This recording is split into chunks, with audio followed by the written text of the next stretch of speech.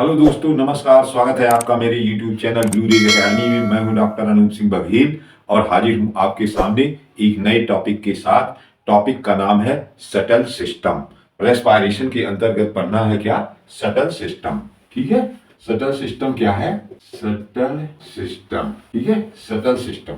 Subtle system चाहे आप इसको कहिए, चाहे आप इसको इलेक्ट्रॉन सटल सिस्टम कहिए, अथवा इसी को आप कह सकते हैं electron shuttle system. Electron shuttle system कह सकते हैं, अथवा 38 एटीपी अथवा 36 एटीपी बनने की अवधारणा, अथवा इसको आप कह सकते हैं, अथवा आप क्या कह सकते हैं 38/36 एटीपी निर्माण की अवधारणा। ठीक है, ये भी आप कह सकते हैं। तो इसके तीन नाम है, या तो आप शटल सिस्टम कहिए, अथवा इलेक्ट्रॉन शटल सिस्टम कहिए, अथवा 38 या 36 एटीपी बनने की अवधारणा।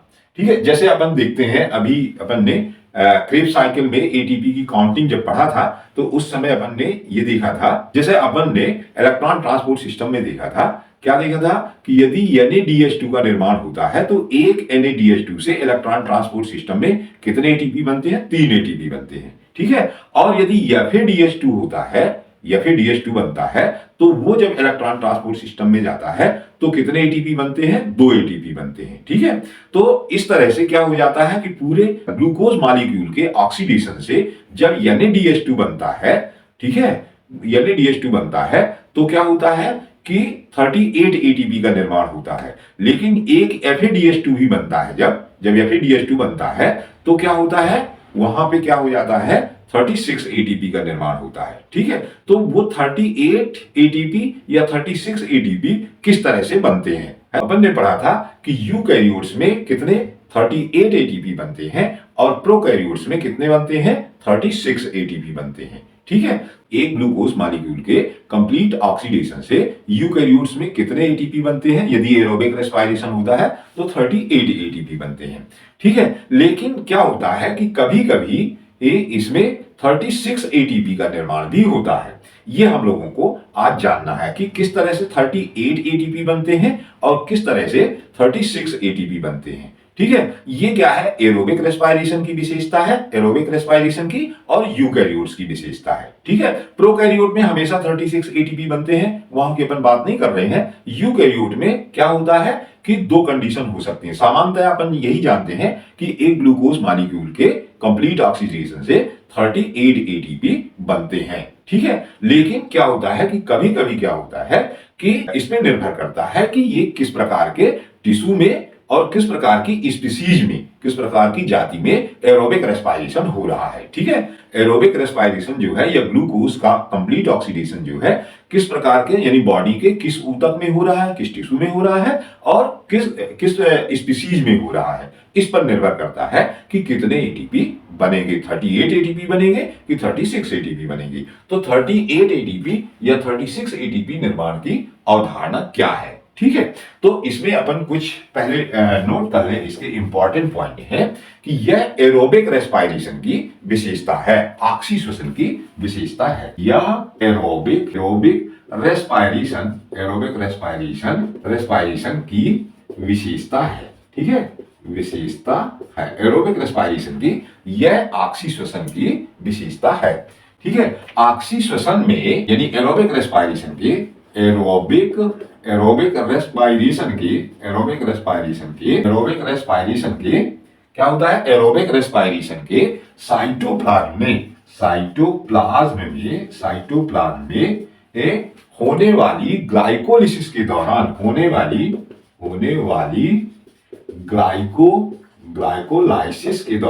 ग्लाइकोलाइसिस के दौरान साइटोप्लाज्म में होने वाली ग्लाइकोलिसिस के दौरान बनने वाला NaDH2 माइटोकॉन्ड्रिया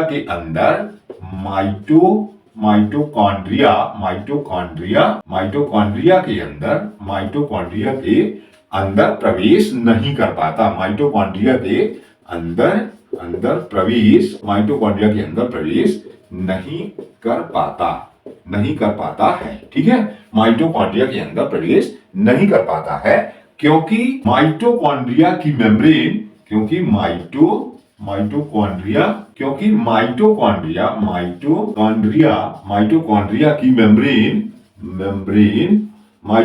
की मेम्ब्रेन एनएडी के लिए, एनएडी के लिए क्या होती है? अपारगम्य होती है। अपारगम यानी इम्परमेबल होती है, अपारगम्य होती है। ठीक है ना, मतलब जो NaDH2 बनता है वो हाइड्रोजन को लेकर के माइटोकॉन्ड्रिया के मैट्रिक्स में प्रवेश नहीं कर पाता है, क्योंकि वहां ये जाएगा तो वहां क्या होगा? इलेक्ट्रॉन ट्रांसपोर्ट सिस्टम होगा, तो ये उसके अंदर प्रवेश ही नहीं कर पाता है। अतः इस कार्य के लिए NAD के हाइड्रोजन को, NAD के हाइड्रोजन को माइटोकॉन्ड्रिया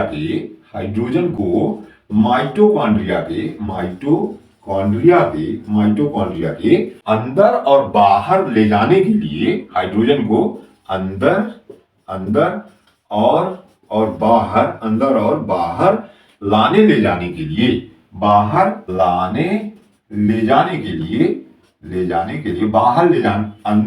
अंदर और बाहर लाने ले जाने के लिए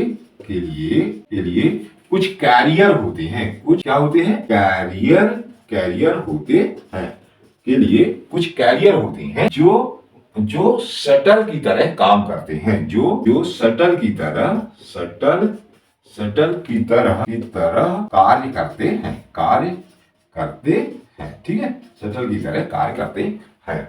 ठीक है, अतः इस कार्य को करने के लिए NAD के हाइड्रोजन को, मतलब इस हाइड्रोजन को, ठीक है, हाइड्रोजन को माइटोकॉन्ड्रिया के अंदर और बाहर लाने ले जाने के लिए क्या होते हैं? कुछ कैरियर होते हैं जो शटल की तरह कार्य करते हैं। ठीक है, तो क्या हो रहा है कि एरोबिक रेस्पायरेशन, ये क्या है? एरोबिक रेस्पायरेशन की विशेषता है। एरोबिक रेस्पायरेशन में यूकैरियोट में क्या होता है कि जो ग्लाइकोलिसिस होती है साइटोप्लाज्म में, उसमें जो 1,3-डाई-PGAL से 1,3-डाई-PGA बनने के दौरान NAD से NADH2 बनता है, तो वो NADH2 माइटोकॉन्ड्रिया के अंदर मैट्रिक्स में नहीं जा पाता। क्यों? क्योंकि जो NAD है, जिसके साथ जो हाइड्रोजन जुड़ा हुआ है, उस NAD के लिए माइटोकॉन्ड्रिया की मेम्ब्रेन कैसी होती है? इम्परमेबल होती है, अपारगम्य होती है। इसलिए इस कार्य को करने के लिए, मतलब हाइड्रोजन को बाहर से अंदर लाने के लिए क्या होते हैं? कुछ कैरियर होते हैं, और ये कैरियर क्या करते हैं? शटल की तरह काम करते हैं, मतलब अंदर ले जाते हैं और हाइड्रोजन को छोड़ देते हैं और फिर बाहर आ जाते हैं। फिर बाहर का मतलब है साइटोप्लाज्म में आ जाते हैं। ठीक है, और साइटोप्लाज्म से फिर इन हाइड्रोजन को लेते हैं और लेकर के कहां चले जाते हैं? ये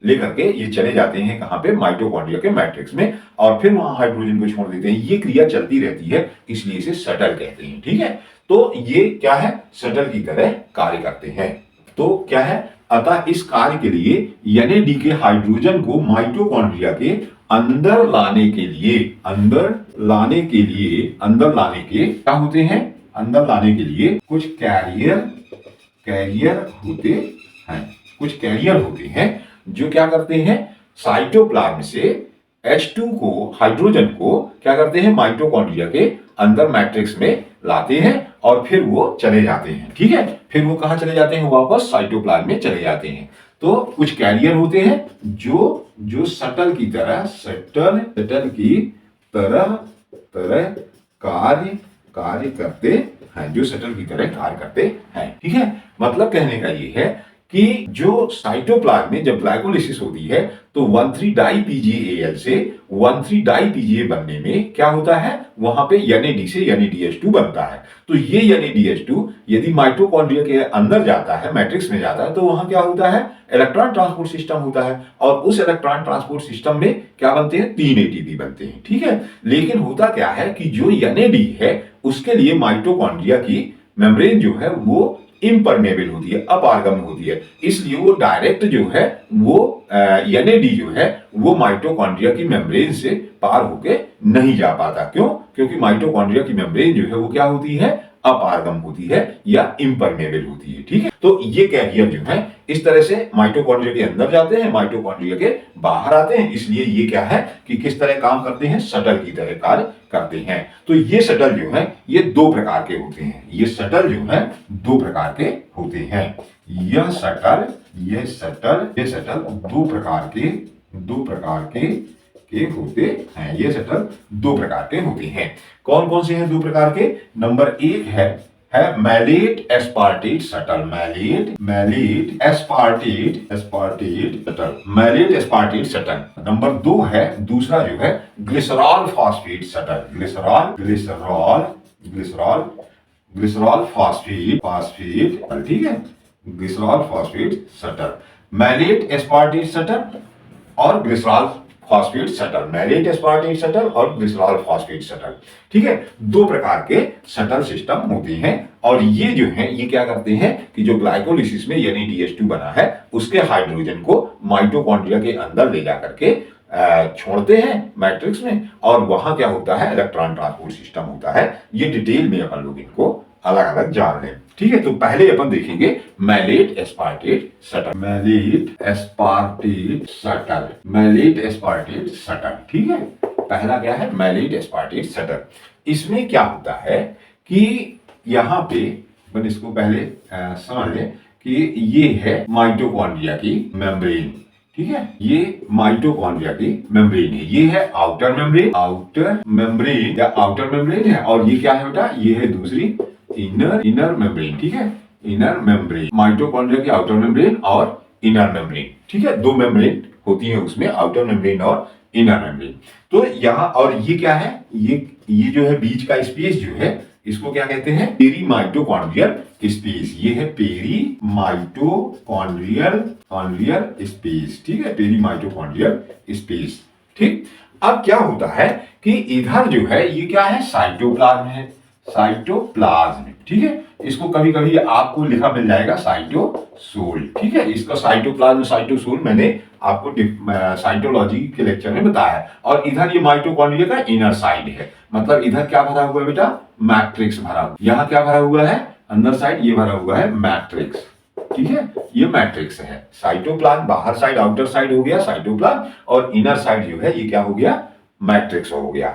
अब इसमें क्या होता है कि जो मैलेट एस्पार्टेट शटल है इसमें होता क्या है कि ये सबसे अधिक कार्य क्षमता वाला शटल सिस्टम है। मैलेट एस्पार्टेट जो है सबसे अधिक कार्य क्षमता वाला शटल सिस्टम है, और सामान्यतया यही शटल सिस्टम चलता है। ठीक है, तो ये जब काम करता है तो 38 ATP बनते हैं। उसके कंप्लीट ऑक्सीडेशन से क्या होते हैं, 38 ATP बनते हैं। क्योंकि क्या काम, कौन सा शटल सिस्टम काम करता है, मैलेट एस्पार्टेट शटल सिस्टम काम करता है। अब देखो इसमें एक्चुअल में होता क्या है कि जो ग्लाइकोलिसिस में NADH2 का निर्माण होता है, वो ग्लाइकोलिसिस का NADH2 ये मिलता है ऑक्सैलो एसिटिक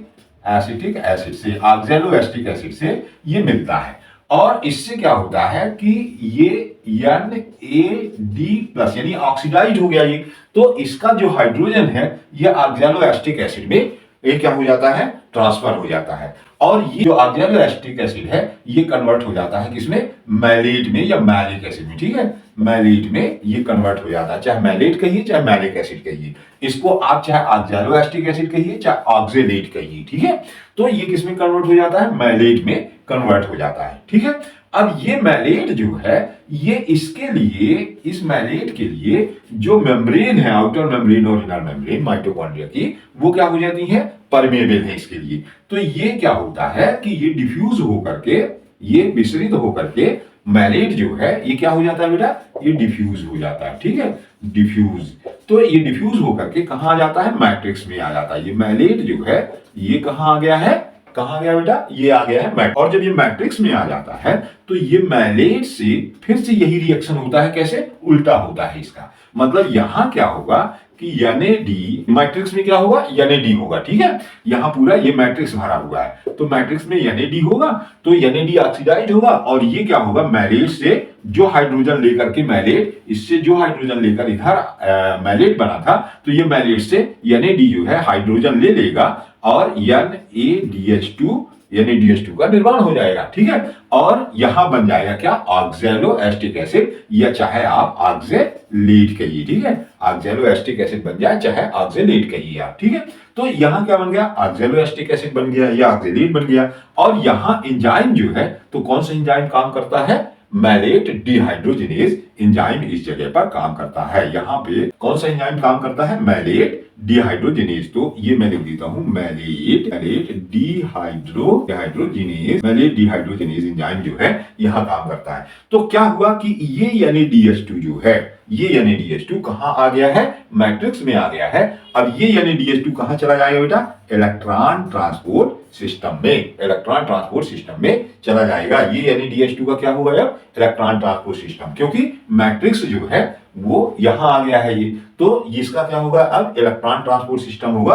और एक NaDH2 से इलेक्ट्रॉन ट्रांसपोर्ट सिस्टम में क्या बनेगा, क्या हो जाएगा बेटा, यहां क्या होगा, यहां हो जाएंगे 3 ATP का निर्माण हो जाएगा।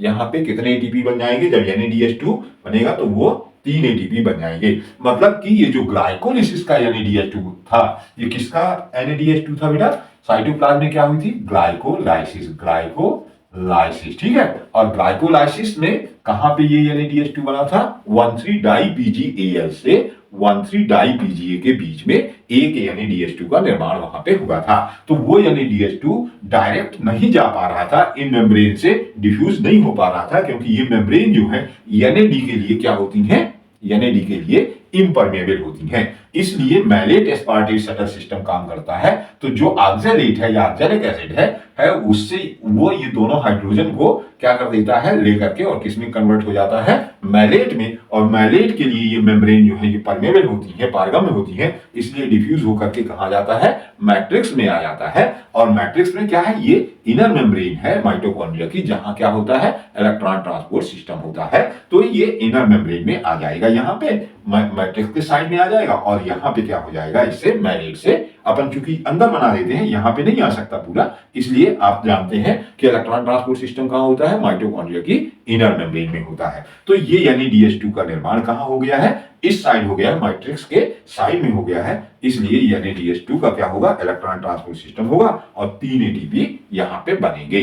ठीक है, और जब यानी DH2 युग का इलेक्ट्रॉन ट्रांसपोर्ट होता है तो 3 ATP बनते हैं। और जब ये 3 ATP बनते हैं तो पूरे ग्लूकोज के ऑक्सीडेशन से कितने ATP होते हैं, कंप्लीट ऑक्सीडेशन से 38 ATP बनेंगे, तब 38 ATP का निर्माण होगा। ठीक है, यहां तक समझ में आया ना। अब क्या होगा कि ये जो ऑक्सैलेट है, ये इसमें एक अमोनिफिकेशन होगा। एक क्या होगा बेटा, अमोनिफिकेशन होगा। तो अमोनिफिकेशन मतलब इस ऑक्सैलेट से एक अमोनिया NH3 जो है वो जुड़ जाएगा, अमोनिफिकेशन। ठीक है, अमोनिफिकेशन होगा। ऑक्सैलेट जो बना है, ऑक्सैलिक एसिड जो बना है, उसमें क्या हो जाएगा, अमोनिफिकेशन होगा। मतलब इससे एक अमोनिया यानी प्लस क्या हो जाएगा, NH3। तो ऑक्सैलेट से ये जुड़ जाएगा, तो ऑक्सैलेट क्या हो जाएगा, एस्पार्टेट में, एस्पार्टेट कहिए चाहे एस्पार्टिक एसिड कहिए, तो एस्पार्टेट में कन्वर्ट हो जाएगा कौन, ऑक्सैलेट जो है उससे अमोनिया जुड़ जाएगी और वो किस में कन्वर्ट हो जाएगा, एस्पार्टेट में कन्वर्ट हो जाएगा। मतलब कि मैलेट तो बना था, अब एस्पार्टेट। ठीक है, और ये एस्पार्टेट जो है वो क्या हो जाएगा, ये एस्पार्टेट जो है ये इससे, इसको थोड़ा और बड़ी मेम्ब्रेन को अपन बना लें, तो इससे अब क्या हो जाएगा कि ये एस्पार्टेट जो है ये वापस अब इधर की ओर, इसके लिए क्या होती है, ये मेम्ब्रेन जो है वो परमेबल होती है, तो ये फिर डिफ्यूज होकर के और कहां आ जाएगा, ये एस्पार्टेट जो है ये आ जाएगा, एस्पार्टेट जो है वो कहां आ जाएगा बेटा, एस्पार्टेट आ जाएगा साइटोप्लाज्म में। तो ये यहां डिफ्यूज हो जाएगा, है ना, डिफ्यूज हो गया। एस्पार्टेट जो है वो क्या हुआ, मेम्ब्रेन से डिफ्यूज होकर के कहां आ गया है, साइटोप्लाज्म में आ गया है। ठीक है, अब ये बात समझ में आ गई, मैलेट से क्या बन गया, NAD से NADH2 बन गया, तो फिर से ऑक्सैलेट बन गया। अब ऑक्सैलेट जो है उसके लिए ये मेम्ब्रेन जो है माइटोकॉन्ड्रिया की परमेबल नहीं थी, इसलिए ऑक्सैलेट में एक अमोनिया जुड़ करके एस्पार्टेट बना दिया, और एस्पार्टेट जो है उसके लिए ये मेम्ब्रेन परमेबल होती है, तो एस्पार्टेट डिफ्यूज होकर के कहां आ गया है, वापस साइटोप्लाज्म में यहां आ गया है। अब इसका डीअमीनेशन हो जाएगा, मतलब इससे जो ये अमोनिया जुड़ा था वो अमोनिया क्या हो जाएगा, बाहर निकल जाएगा, और ये जो है ये इससे क्या हो गया है, NH3 जो है वो बाहर निकल जाता है, मतलब डीएमिनेशन होता है। यहाँ पे क्या हो जाता है बेटा, डीएमिनेशन हो जाता है, यहाँ हो जाता है डीएमिनेशन, ठीक है, डीएमिनेशन हो जाता है, मतलब अमोनिया जो है वो बाहर निकल जाती है, तो एस्पार्टेट क्या हो जाता है, ये कन्वर्ट हो जाता है ऑक्सैलोएसिटिक एसिड में या ऑक्सैलेट में कन्वर्ट हो जाता है। और इस तरह से क्या है कि ये मैलेट बनता है, और फिर मैलेट बनता है तो मैलेट अंदर आ जाता है, और फिर मैलेट से ऑक्सैलेट बन जाता है, और ऑक्सैलेट में अमोनिफिकेशन होता है तो एस्पार्टेट बन जाता है, और एस्पार्टेट जो है वो फिर बाहर आ जाता है, फिर उसका डीएमिनेशन होता है तो फिर ऑक्सैलेट, और इस तरह से ग्लाइकोलिसिस में फिर से जो NADH2 बना है वो NADH2 फिर से क्या हो जाएगा, ऑक्सीडाइज हो जाएगा, और वो फिर मैलेट बन के, तो इस तरह से ये मैलेट एस्पार्टेट सिस्टम चलता रहता है, ठीक है। तो इसमें कुछ इंपॉर्टेंट पॉइंट आप लिख लेंगे। क्या लिख लेंगे इंपॉर्टेंट पॉइंट? नंबर 1 यहाँ पे इंपॉर्टेंट चीज क्या है, पर एक पहला पॉइंट क्या है, यह सबसे अधिक यह सबसे अधिक कार्य क्षमता वाला शटल सिस्टम है, कार्य क्षमता वाला शटल सिस्टम, मतलब ये सबसे अधिक कार्य क्षमता वाला शटल सिस्टम है, मतलब ये सबसे अधिक यही प्रभावी रहता है और यही शटल सिस्टम चलता है, ठीक है। इसमें ग्लूकोज के कंप्लीट ऑक्सीडेशन से, अर्थात कि क्या है, जब ये शटल सिस्टम काम करता है, बल्कि ऐसा लिख लें कि अर्थात जब यह शटल सिस्टम कार्य करता है, जब यह शटल सिस्टम कार्य करता है तो क्या होता है, ग्लूकोज के कंप्लीट ऑक्सीडेशन से, ग्लूकोज के कंप्लीट ऑक्सीडेशन से 38 ATP का निर्माण होता है, ATP का निर्माण होता है। यह अधिक कार्य क्षमता वाला शटल सिस्टम है, और जब यह शटल सिस्टम कार्य करता है तो ग्लूकोज के पूर्ण ऑक्सीडेशन से, कंप्लीट ऑक्सीडेशन से कितने ATP बनते हैं, 38 ATP का निर्माण होता है, ठीक है ना। ये बहुत इंपॉर्टेंट चीज है, ठीक है। इसमें क्या होता है कि आप क्या देख रहे हैं कि साइटोप्लाज्म में जो NADH2 है, साइटोप्लाज्म का NADH2 क्या होता है, ऑक्सैलोएसिटिक एसिड से मिल करके क्या बनाता है, मैलेट बनाता है ना। NADH2 जो है इसमें एक आप और क्या लिख सकते हैं कि इसमें OAA से NADH2 मिलकर क्या बनाता है, मैलेट बनाता है, मैलेट का निर्माण करता है, मैलेट बनता है, ठीक है। और जब मैलेट बनता है तो मैलेट क्या होता है, विसरित होकर के और कहां आ जाता है, इनर मेम्ब्रेन के अंदर साइड आ जाता है, माइटोकॉन्ड्रियल मेम्ब्रेन के अंदर आ जाता है, माइटोकॉन्ड्रिया के अंदर आ जाता है, मन के अंदर आ जाता है, ठीक है, माइटोकॉन्ड्रिया के अंदर आ जाता है। और क्या होता है, और NAD से, माइटोकॉन्ड्रिया के मैट्रिक्स में NAD रहते हैं, ठीक है, तो और NAD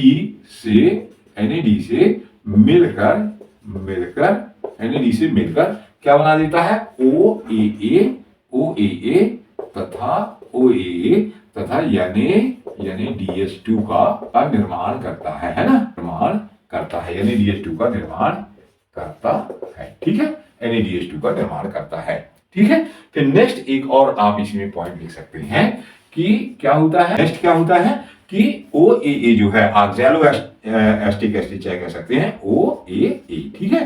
तो OAA जो है वो क्या होता है, उसका अमोनिफिकेशन होता है, OAA क्या होता है कि OAA के लिए इसकी जो मेम्ब्रेन है माइटोकॉन्ड्रिया की, OAA के लिए माइटोकॉन्ड्रिया की मेम्ब्रेन क्या होती है, इम्परमेबल होती है, इसलिए OAA का क्या होता है, OAA का अमोनिफिकेशन होता है, अमोनिफिकेशन, OAA का क्या होता है बेटा, अमोनिफिकेशन होता है, और एस्पार्टेट बनता है, और एस्पार्टेट का निर्माण होता है, ठीक है, और एस्पार्टेट बनता है, एस्पार्टेट, और क्या बनता है बेटा, एस्पार्टेट बनता है, ठीक है। एस्पार्टेट के लिए माइटोकॉन्ड्रिया की मेम्ब्रेन क्या होती है, परमेबल होती है, इसलिए ये अंदर से बाहर की ओर आ जाता है, डिफ्यूज हो जाता है, एस्पार्टेट बनता है और यह एस्पार्टेट और यह क्या होता है, और यह एस्पार्टेट अंदर से बाहर बाहर साइटोप्लाज्म में आ जाता है, साइटोप्लाज्म में आ जाता है। ठीक है, आ जाता है, साइटोप्लाज्म में आ जाता है। ठीक है, नेक्स्ट एक पॉइंट और लिख लीजिएगा कि साइटोप्लाज्म में एस्पार्टेट का क्या होता है, डीएमिनेशन होता है। साइटोप्लाज्म में एस्पार्टेट का क्या होता है बेटा, डीएमिनेशन होता है। साइटोप्लाज्म में एस्पार्टेट का क्या होता है, डीएमिनेशन होता है।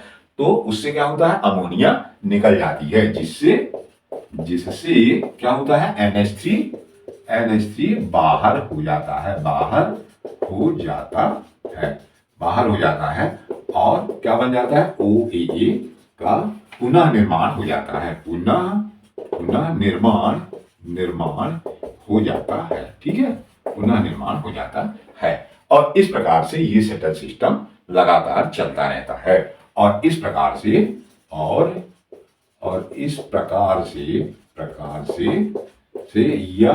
यह शटल सिस्टम चलता रहता है ना। बहुत इंपॉर्टेंट शटल सिस्टम है, सबसे अधिक कार्य क्षमता वाला शटल सिस्टम है। जब यह शटल सिस्टम कार्य करता है तो ग्लूकोज के कंप्लीट ऑक्सीडेशन से कितने एटीपी बनते हैं, 38 एटीपी का निर्माण होता है।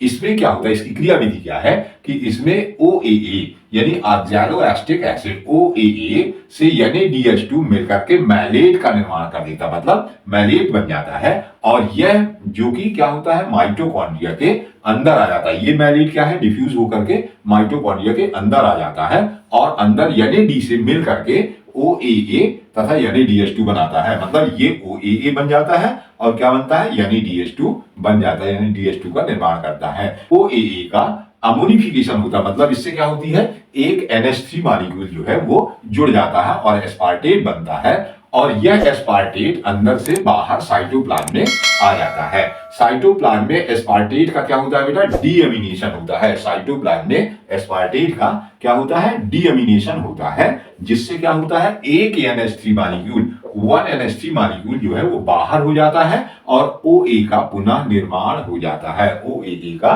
पुनः निर्माण हो जाता है और इस प्रकार से ये सेटल सिस्टम जो है वो चलता रहता है। ठीक है, और कितने एटीपी, ग्लूकोज के कंप्लीट ऑक्सीडेशन से 38 एटीपी का निर्माण होता है।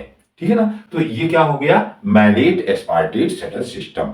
ठीक है, इसके बाद नेक्स्ट क्या है, दूसरा है ग्लिसरॉल फॉस्फेट सेटल सिस्टम। दूसरा क्या है बेटा, glycerol phosphate settle system. Glycerol phosphate settle system. अब ग्लिसरॉल फॉस्फेट सेटल सिस्टम जो है ये बहुत कम कार्य क्षमता वाला सेटल सिस्टम है। यह बहुत कम कार्य क्षमता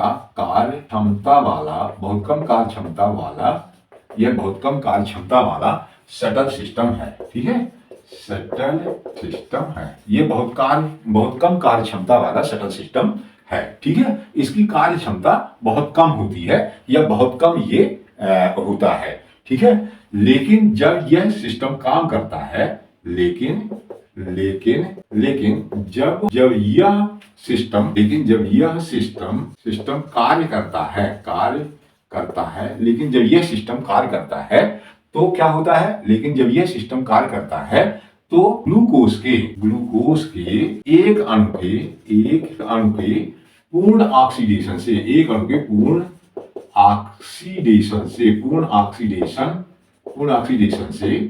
पूर्ण ऑक्सीडेशन से 36 एटीपी का निर्माण होता है।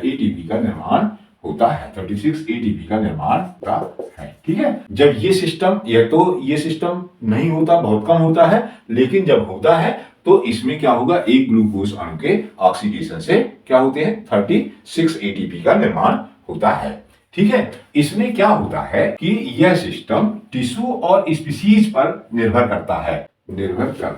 ठीक है, टिश्यूज पर निर्भर करता है। यह सिस्टम टिश्यूज किस प्रकार के ऊतक हैं और ये किस प्रकार की जातियां हैं, उनमें ये निर्भर करता है कि किसमें ग्लिसरॉल फॉस्फेट सेटल सिस्टम होगा और किसमें नहीं होगा।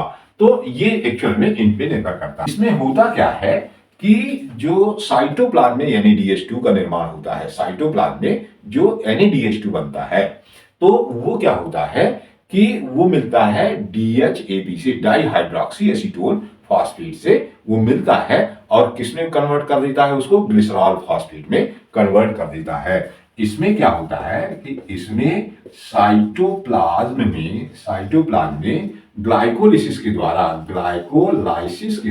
इसमें साइटोप्लाज्म में ग्लाइकोलाइसिस के द्वारा क्या होता है, ग्लाइकोलाइसिस के द्वारा जो NADH2 का निर्माण होता है,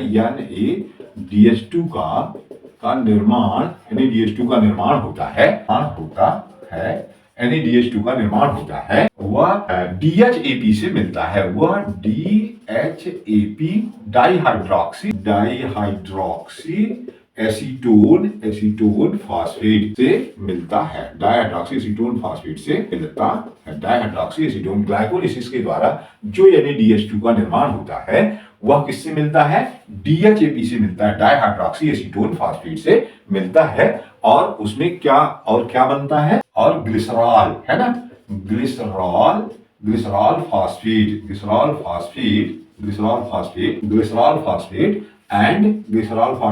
एंड क्या बनता है, NAD, glycerol phosphate and NAD का निर्माण होता है। ठीक है, निर्माण होता है। साइटोप्लाज्म में ग्लाइकोलाइसिस के द्वारा जो NADH2 का निर्माण होता है वह DHAP से, डाइहाइड्रोक्सी एसीटोन फॉस्फेट से मिलता है और ग्लिसरॉल फॉस्फेट एवं क्या बना देता है, NAD का निर्माण कर देता है। अब ये ग्लिसरॉल फॉस्फेट जो है वो क्या होता है, माइटोकॉन्ड्रिया की आउटर मेम्ब्रेन से ये क्या हो जाता है, डिफ्यूज हो जाता है। लेकिन इनर मेम्ब्रेन जो है वो इसके लिए परमेबल नहीं होती, इनर मेम्ब्रेन इसके लिए पारगम्य नहीं होती है। तो जब इनर मेम्ब्रेन के पास जाता है तो इसके इनर मेम्ब्रेन की आउटर सरफेस में क्या आ जाता है, FAD आ जाता है। और ये ग्लिसरॉल फॉस्फेट जो है तो FAD से मिलकर के क्या बना देता है, FADH2 बना देता है और क्या बन जाता है, वहां पे DHAP का निर्माण हो जाता है। और DHAP जो है वो क्या हो जाता है, वापस माइटोकॉन्ड्रिया की आउटर मेम्ब्रेन से डिफ्यूज होकर के और साइटोप्लाज्म में आ जाता है। ठीक है ना। तो क्या होगा, नेक्स्ट अपन क्या लिखेंगे कि नेक्स्ट है कि यह ग्लिसरॉल फॉस्फेट ग्लिसरॉल फॉस्फेट क्या होता है, माइटोकॉन्ड्रिया की आउटर मेम्ब्रेन से, यह ग्लिसरॉल फॉस्फेट माइटोकॉन्ड्रिया की आउटर मेम्ब्रेन से डिफ्यूज होकर कहां जाता है, आउटर मेम्ब्रेन से डिफ्यूज होकर के कहां आता है, इनर मेम्ब्रेन की आउटर सरफेस तक आता है। इनर मेम्ब्रेन की कहां आता है, आउटर सरफेस तक। ठीक है, आउटर सरफेस तक आता है। और वहां आउटर सरफेस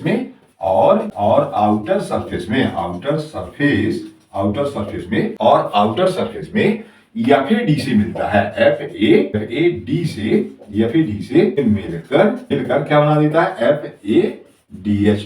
FADH2 का निर्माण करता है, FADH2 का। और DHAP का निर्माण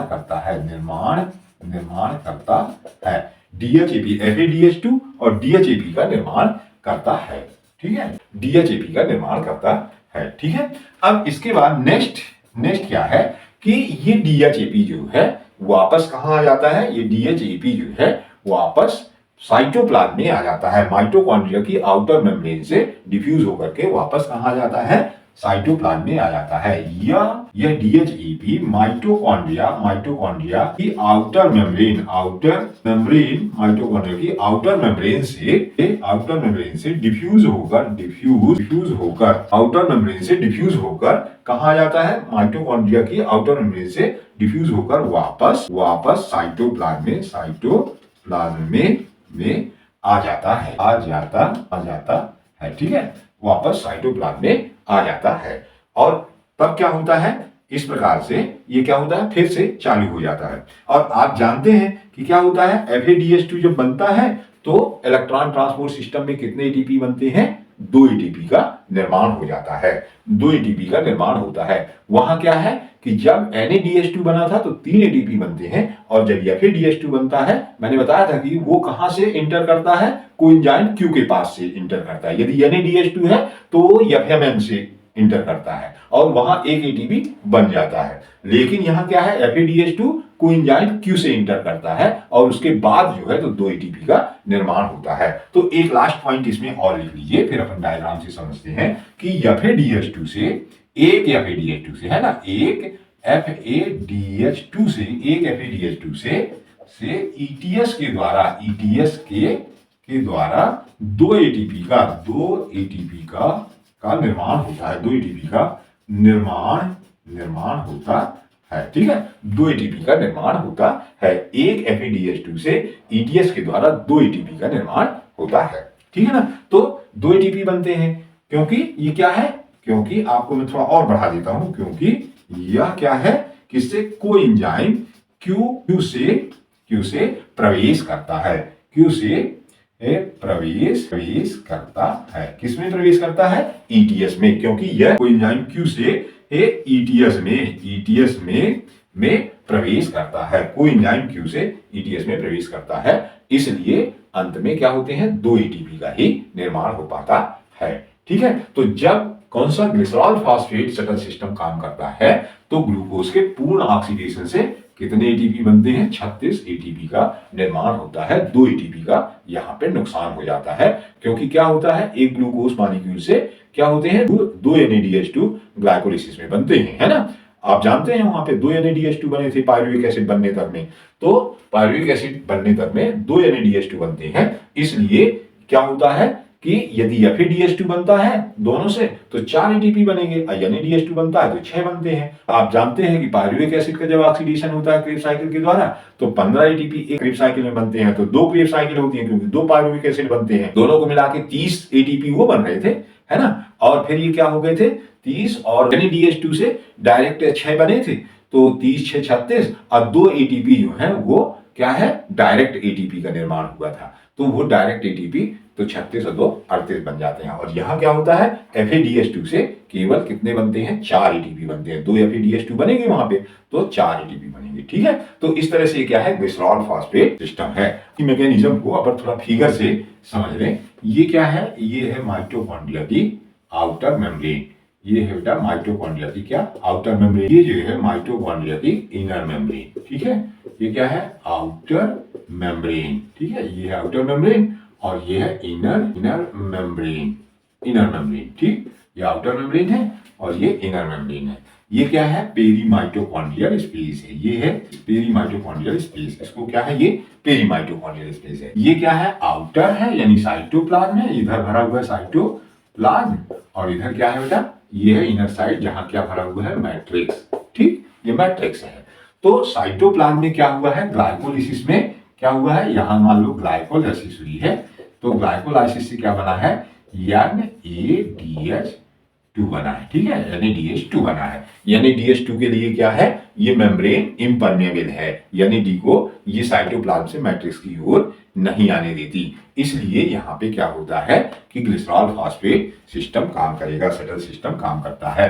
तो ये NADH2 किससे मिलता है, DHAP से, डाइहाइड्रोक्सी एसीटोन फॉस्फेट से मिलता है। तो क्या है, ये जो NADH2 है ये DHAP से क्या होता है, मिलता है, और यहां ये मिल करके क्या बनाता है, यहां ये बनाता है ग्लिसरॉल फॉस्फेट। ठीक है, यहां क्या बना देता है, ये ग्लिसरॉल फॉस्फेट का निर्माण करता है। और ये NADH2 जो है वो इसमें किसमें कन्वर्ट हो जाएगा, NAD में कन्वर्ट हो जाएगा।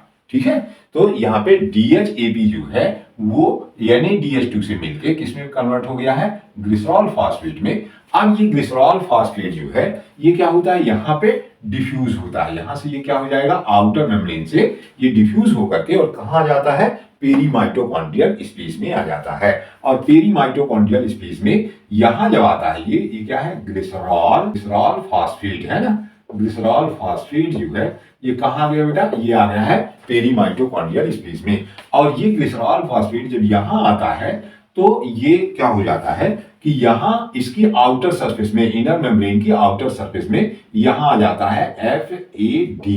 तो FAD से ये मिल करके क्या बना देता है बेटा, FADH2 का निर्माण कर देता है, FADH2 बन जाता है। और ग्लिसरॉल फास्फेट जो है वो क्या हो जाता है, कन्वर्ट हो जाता है किसमें, क्योंकि इसमें से एक हाइड्रोजन DHAP से जुड़ गया था, यानी DH2 का हाइड्रोजन जो है वो किससे जुड़ गया था, DHAP से, और किसमें कन्वर्ट हो गया था, ग्लिसरॉल फास्फेट में। अब इसका हाइड्रोजन फिर से निकल गया किसके साथ, FAD से जुड़ करके FADH2 बना लिया।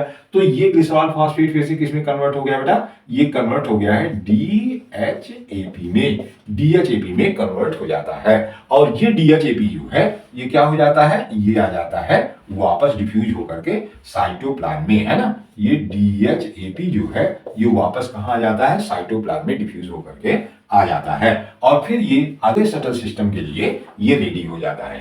ठीक है, अब ये जो FADH2 आया है, ये FADH2 क्या कहां चला जाता है, ये क्या करता है, माइटोकॉन्ड्रिया की, ये FADH2 माइटोकॉन्ड्रिया की इनर मेम्ब्रेन में क्या करता है, ये इलेक्ट्रॉन ट्रांसपोर्ट सिस्टम करता है, इलेक्ट्रॉन ट्रांसपोर्ट सिस्टम करता है। और एक FADH2 से कितने ATP बनते हैं बेटा, 2 ATP का निर्माण होता है, 2 ATP का निर्माण होता है। तो ग्लाइकोलिसिस में 2 यानी DH2 बने थे, इसलिए 2 FADH2 बनेंगे। और 2 FADH2 से कितने ATP, 4 ATP बनेंगे। ठीक है, जब NADH2 था तो एक NADH2 से 3 ATP बन रहे थे, तो 2 NADH2 आ रहे थे यहाँ पे, और ETS में 6 ATP बना रहे थे। ठीक है, तो 38 ATP बनते थे। अब यहाँ क्या है कि FADH2 आया है, तो FADH2 से कितने बनेंगे, 2 ATP, यानी कि 2 FADH2 से 4 ATP बनेंगे, मतलब 2 ATP का नुकसान यहाँ पे हो जाएगा यदि ये ग्लिसरॉल फास्फेट शटल सिस्टम काम करता है। लेकिन इसकी कार्यक्षमता बहुत कम होती है, ये बहुत कम पाया जाता है, ये कुछ टिश्यूज में या कुछ स्पीसीज में होता है। तो ये जो है ग्लिसरॉल फास्फेट शटल सिस्टम होता है। मैलेट एस्पार्टेट शटल सिस्टम और ग्लिसरॉल फास्फेट दोनों को मैंने बहुत विस्तार से आपको बता दिया है।